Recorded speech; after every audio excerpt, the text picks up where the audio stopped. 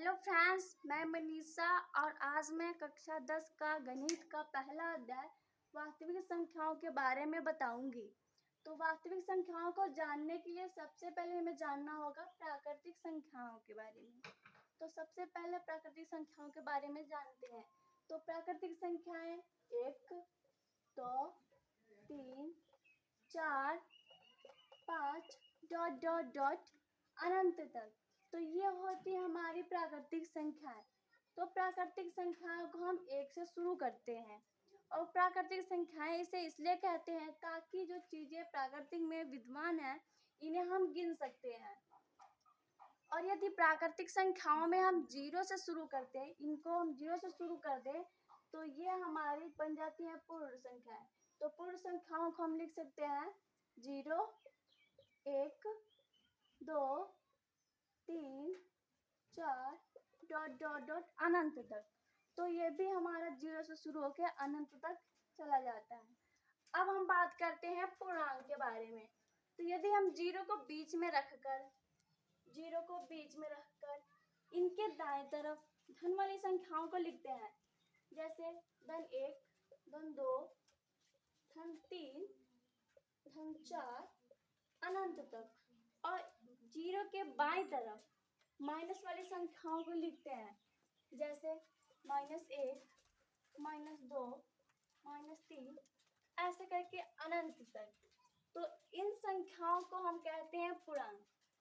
0 के दाईं तरफ जो संख्याएं हमारे धन में है इन्हें कहते हैं हम धन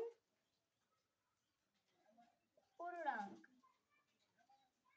और 0 के जो बाईं तरफ माइनस वाली संख्याएं हैं इन्हें कहते हैं ऋण पूर्णांक। अब ये 0 के दाईं तरफ वाली संख्याओं को हम कहते हैं प्लस वाली जो संख्याएं हैं इन्हें धन पूर्णांक कहते हैं, और 0 के बाईं वाली जो संख्याएं हैं ऋण में लिखते हैं जिन्हें उन्हें ऋण पूर्णांक कहते हैं। तो ये हो गया हमारा पूर्णांक। और आगे चलते हैं, अब बात करते हैं परिमेय संख्या के बारे में। तो परिमेय संख्या वह संख्याएं होती हैं जिन्हें हम p/q के रूप में लिख सकते हैं, परंतु इसमें q 0 नहीं होना चाहिए। इन्हें p/q के रूप में लिख दें और उनका q 0 नहीं होना चाहिए, जैसे 6/3, 7/4, 3/2। आगे भी देख लेते हैं 5, 7, 0। क्या यह परिमेय संख्याएं हैं? तो हाँ, ये परिमेय संख्याएं हैं क्योंकि इनके नीचे हम 1 लिख सकते हैं, और 1 लिख सकते हैं तो ये परिमेय संख्याएं p/q के रूप में लिखी जा सकती है। और क्या हम एक और ले लेते हैं 5/0। क्या यह परिमेय संख्या है? तो नहीं, यह परिमेय संख्या नहीं है क्योंकि हम पहले जान चुके हैं कि q हमारा 0 नहीं होना चाहिए। तो अब आगे बढ़ते हैं और आगे हम बात करते हैं अपरिमेय संख्याओं के बारे में।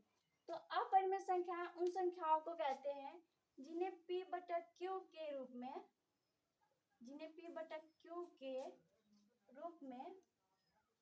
नहीं लिख सकते हैं, जिन्हें p/q के रूप में नहीं लिख सकते हैं। जैसे हम समझ सकते हैं √2, √3, √5। तो ये हमारी अपरिमेय संख्याएं हैं। और यदि हम इनके नीचे 1 भी लिख दें तब भी ये परिमेय संख्याएं नहीं होती हैं, क्योंकि हम देखते हैं इन संख्याओं का मान रूट वाली जितनी संख्याएं हैं जो पूर्ण वर्ग नहीं होती हैं ये अपरिमेय संख्याएं होती हैं। तो अपरिमेय संख्याएं समझ में आ गया। तो इन प्रकार की सभी संख्याओं को हम कहते हैं वास्तविक संख्याएं। तो अब मुझे पूरी उम्मीद है कि आपको वास्तविक संख्याएं बहुत अच्छे से समझ में आया होगा, और हम इसी को समाप्त करते हैं और आगे हम मिलते हैं यूक्लिड विभाजन प्रमेय में। तब तक के लिए बाय बाय।